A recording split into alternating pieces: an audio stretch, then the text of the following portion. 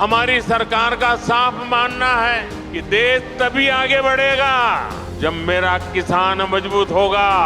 शेतातून भारताच्या भविष्याची बीज पेरणारा आणि 140 कोटी जनतेच्या ताटात अन्न पोहोचवणारा जगाचा पोशिंदा।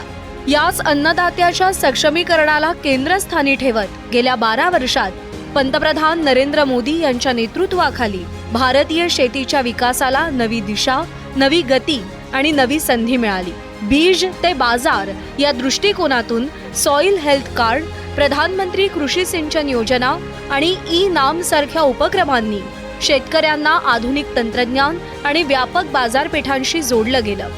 पंतप्रधान पीक विमा योजनेनं नैसर्गिक आपत्तीच्या काळात संरक्षण दिलं, तर पीएम किसान सन्मान निधीद्वारे कोट्यवधी शेतकऱ्यांना थेट आर्थिक मदत मिळाली। किसान सन्मान निधीचा लाभ होतोय, फायदा होतोय।